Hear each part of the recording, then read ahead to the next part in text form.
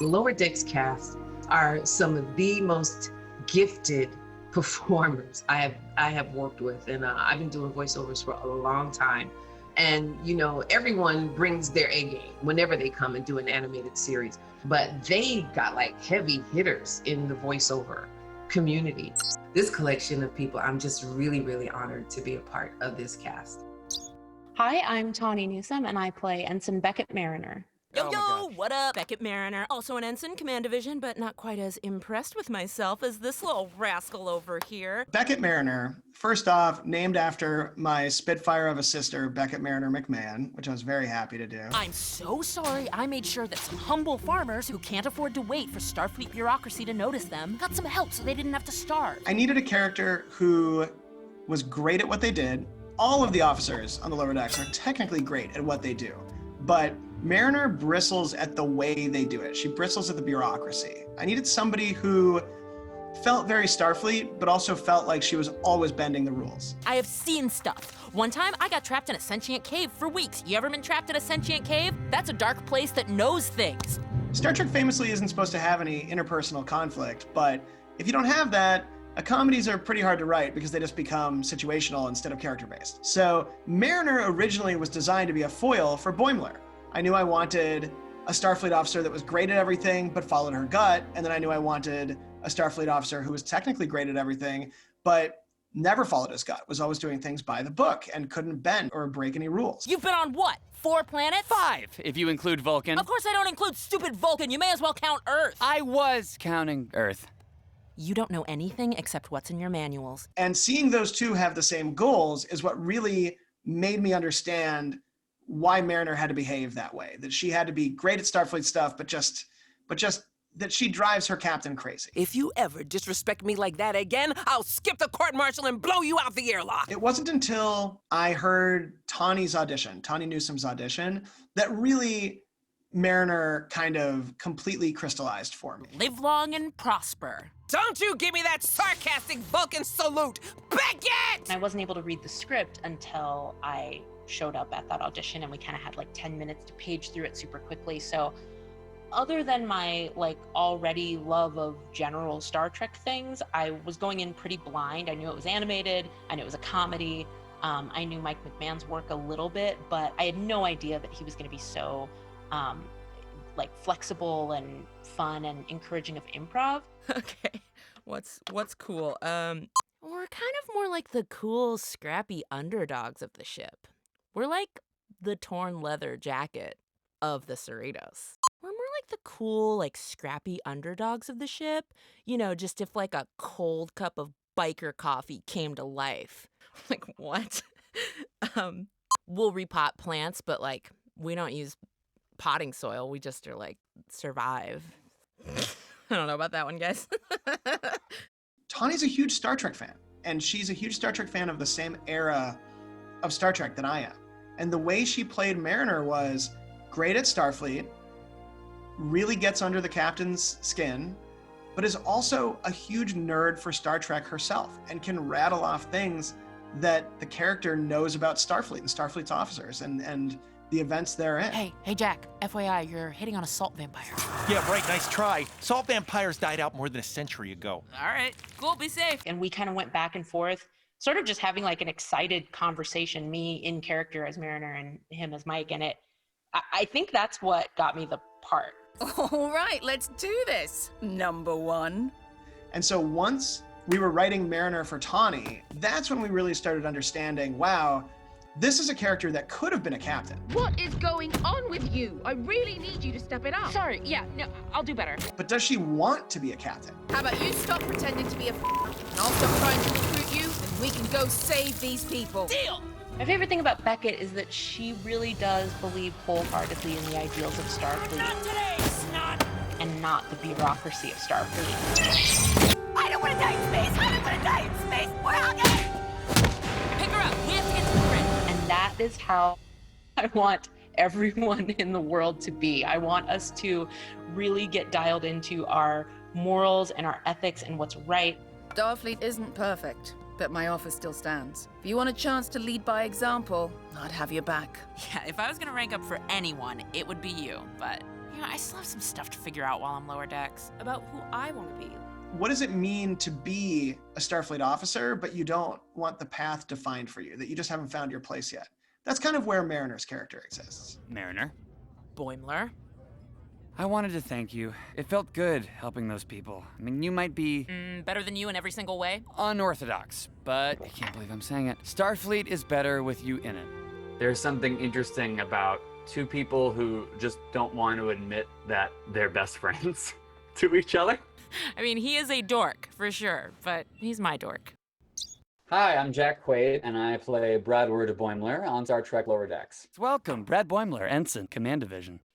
Brad Boimler, our purple-haired gem. I remember when we got the first color back, Secret Hideout was like, oh, hey, this is, Boimler's hair is still purple, huh? You guys didn't decide to change that, did you? And I was like, nope. And they were like, why is his hair purple? And I was like, because he looks great. That's our Brad Boimler. Boy's size small. The first time I saw the art for Boimler was in my audition. And Mike was like, this is what you would look like. And I saw him and his purple hair, and I immediately fell in love with him. He's so adorable. I was very, very nervous because of the secrecy of the project. They had to keep everything super tight. I just had to read it all really quick with all the other people who were auditioning for my part. Mike told me to go for it. And what I found out later was Tani was already cast, and they basically took my audio and put it next to hers from her audition, and they were. What are you doing? No, nothing. I'm just organizing these medical waste. Oh my god, are you pretending to do a captain's log? We're all supposed to keep logs. Like we have anything to log about. Okay, let me listen to it. No, go away. Leave me alone. I can't believe you're wasting your shore leave on Privacy, this nerd. please. Come on, get out of there. Let's go. Are you drunk? I tried to just get to the bottom of Boimler as a person before I attributed any comedic sensibility to it, because I think that's the funniest stuff, is stuff that is real for the character. The character isn't trying to be funny, the character doesn't know that they're funny. Rutherford, the visiting crew's gonna be here any minute. Hey, if I part my hair like this, do I look more promotable or less? More, less, more, less? Yeah, sure. You didn't even look. Jack Quaid as Brad Boimler always makes me laugh. The kind of secret superpower he has is he can take a line that was supposed to be a straight man line that somebody else was playing off of. Like, the punchline was supposed to come in the next line, but the way he performs it is so earnest and with such heart and enthusiasm that he can make a line that wasn't supposed to be very funny, very funny. Well, you're just excited to kiss a whole new butt, aren't you? Well, I wouldn't put it like that, but yes, very. Yeah, he's a little bit of a climber in a lot of ways, but at the same time, he loves Starfleet. And I wanted to make sure his love of Starfleet shines through. Purge. Personal log. I've completed all of today's assignments ahead of schedule, and I've requested more space. The funnest frontier? One of the things that we've learned a lot with Trek is that you can never account for that every single person that is going to come to the show has seen all of the Star Treks or has an understanding for how Star Trek works. And so when we read the pilot script, Heather gave a great note. Here we go. Who's the point of view character? Ensign Devon Attendee, reporting for duty. You have that great bit that's in every trailer. Are we up here? No, we're down here. If you didn't have a character like Tendi, you couldn't get out that information. Ensign Tendi is like the fresh eyes on the Cerritos. Thank you so much. Can I just say that I'm really honored to Keep it moving, Lower Decks. Next. Noelle Wells plays Tendi, and she plays her so well. She plays her with this wide-eyed, unapologetic enthusiasm. She's almost like weaponized bliss that she gets to be in Starfleet. It's more like studying so much for a test that you literally become the test. You become everything. Like Jack and like Tani, the way Noelle performs the character really helps us understand how to write the character. I can't believe I actually get to see it in person. I wonder if it's gonna make a sound like or I guess I'll know soon. She's excited by everything. Nothing. She's unflappable. Even if there's weird things happening, she somehow turns it into this optimistic point of view. What the? I did it! I updated the dog. When we were first auditioning Noelle, I remember I wrote out at that moment a block of sci-fi kind of technobabble for her to read, because a big part of Tendi's character was going to be rattling off these Star Trek terms as fast as possible. I sneak off to the biomedical research station while you guys are sleeping. Oh, and sometimes when I say that I'm going to the bathroom, I'm really recoding her DNA. This little lady's protein bonds totally accepted the Cas9 snipping without any cellular degradation. Didn't they? Yes, they did. Yes, they did. Who has malleable protein bonds? You do. Yes, you do. And not only did Noelle perform it accurately and hilariously, but with this tinge of just earnest joy that I couldn't believe she hit cold reading a paragraph about dog DNA that I had written in the record booth. And that moment was so fun to us that it was built into a later episode in season 1 where Tendi creates a dog in her free time, just because she loves science.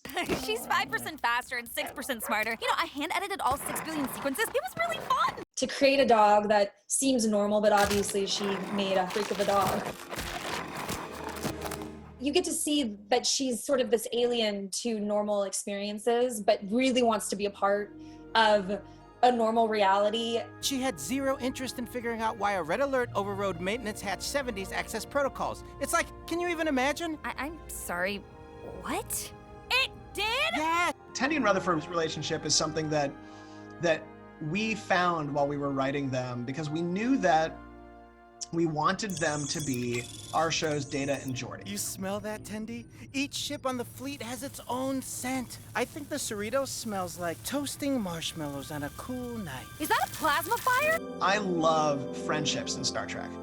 I think that friendships, the love of a friendship in Star Trek is the strongest bond you can have. You know, Kula told me the Vancouver has fluidic processors that self-replicate their own silicas. Nuh-uh. Throughout the season, as you grow and you watch their friendship love growing, it really is a nerd they or won't they.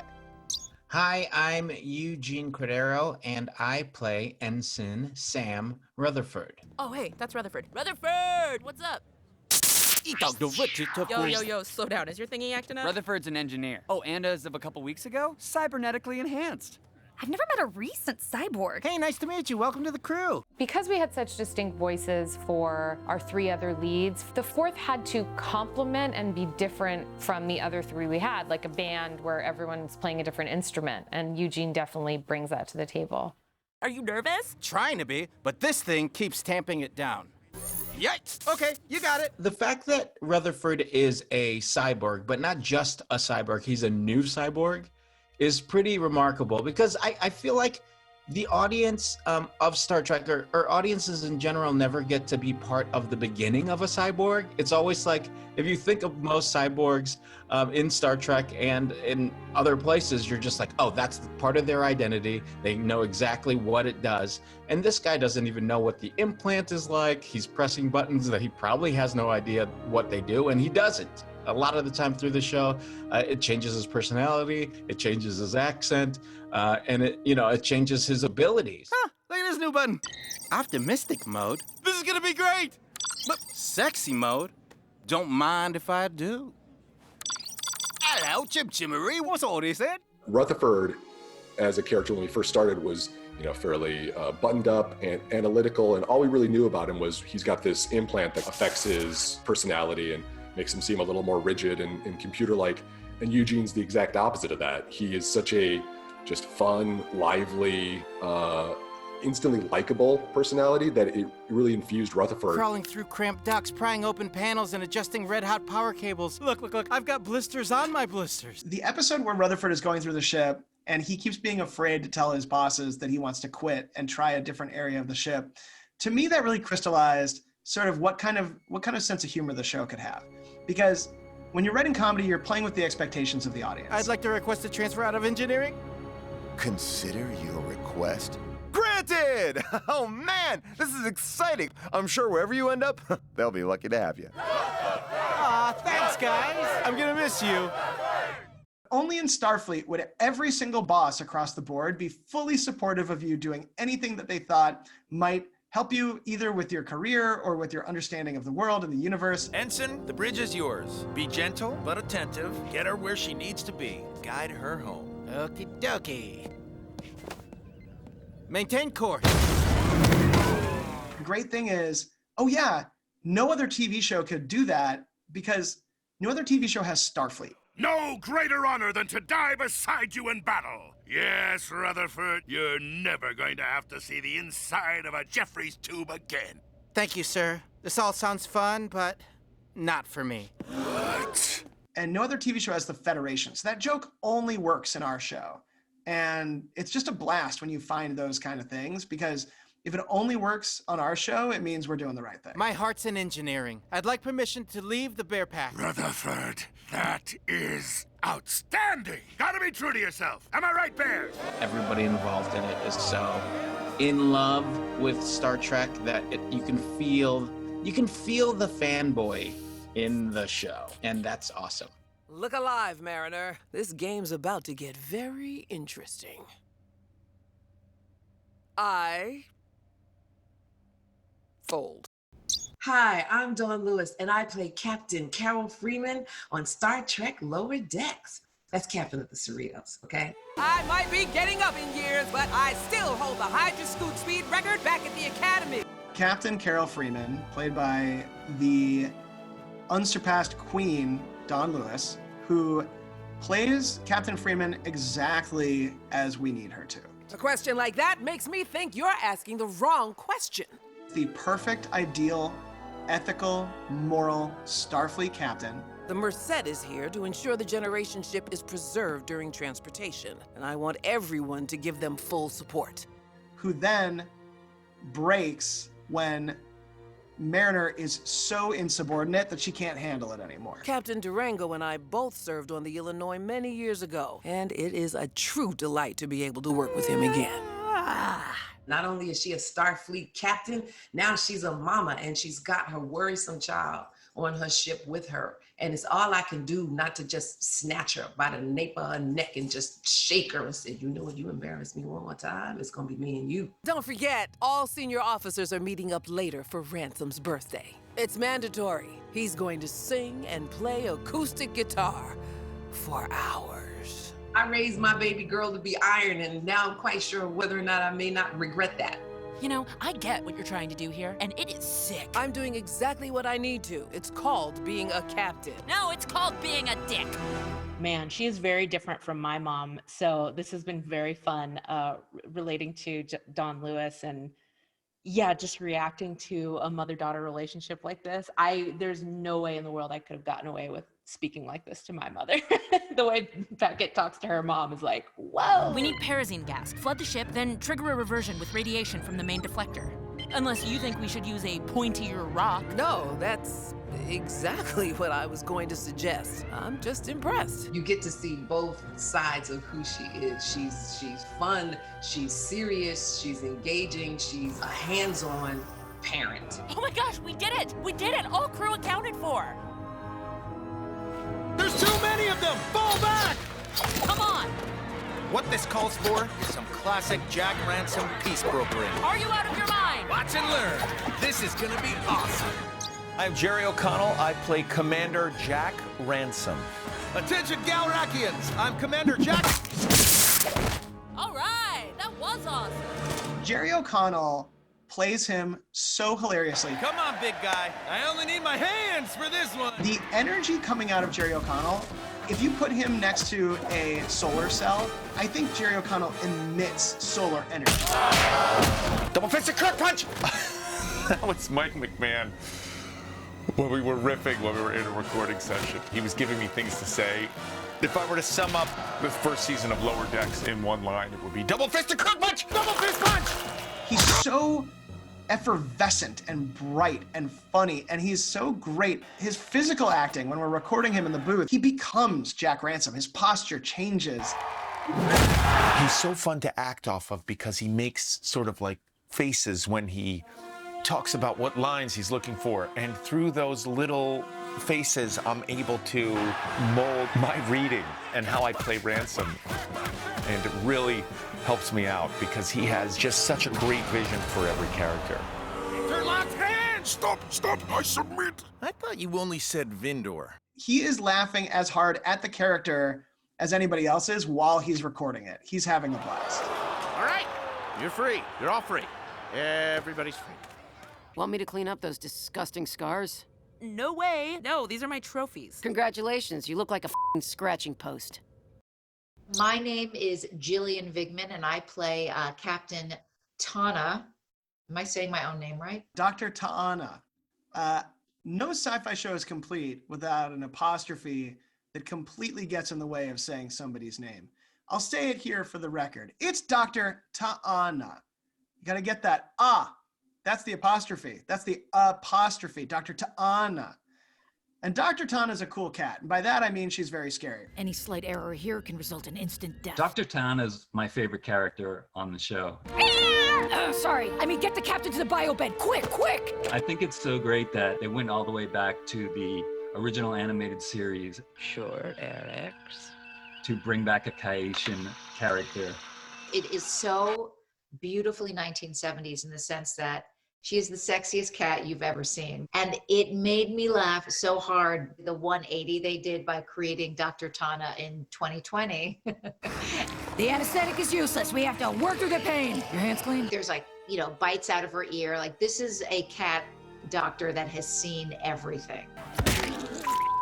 She's like a truck driver of physicians. Don't try to butter my bread, Ensign. I've heard about you. She is so funny, and she does not sound like an alley cat. But when she puts it on, it's just like everybody in the room is like, duh, Jesus. Like that's, you obey the orders that Gillian Vigman is giving you as Dr. Ta'ana. Go chat him up. That's an order. Tindy, exoscalpel. It's so great that there's this underhand love interest attraction.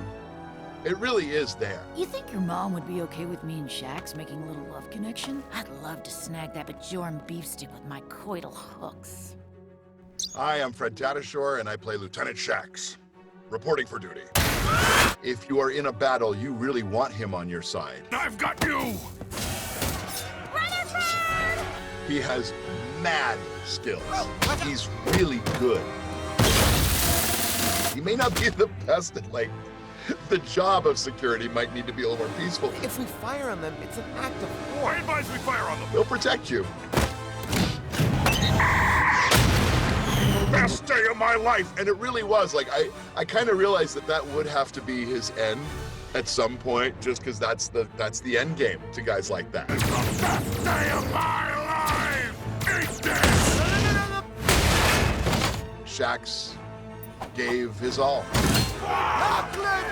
He died as he lived, doing the thing that he loved to do, which was to protect. He's gonna blow us up! Not if I have something to scream about it! When I read it and when I saw it, when Shax calls Rutherford Baby Bear, my heart melted. Hang in there, Baby Bear!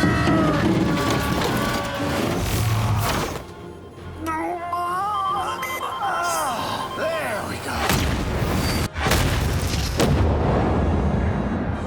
Can't believe we killed him off in the finale, but he went the way that he always wanted to, in a giant explosion that saved the day. It is comedy, but it really is Star Trek. We'll never forget Lieutenant Shax's sacrifice. He's with the prophets now. The demise of my own character does show that even in a comedy, there is evolution of thought and sacrifice and true heroism, and it gives me chills to watch it. I loved writing Shax, and it broke my heart when he saved the day in the finale, but it just felt so right for a character that was so protective of the ship.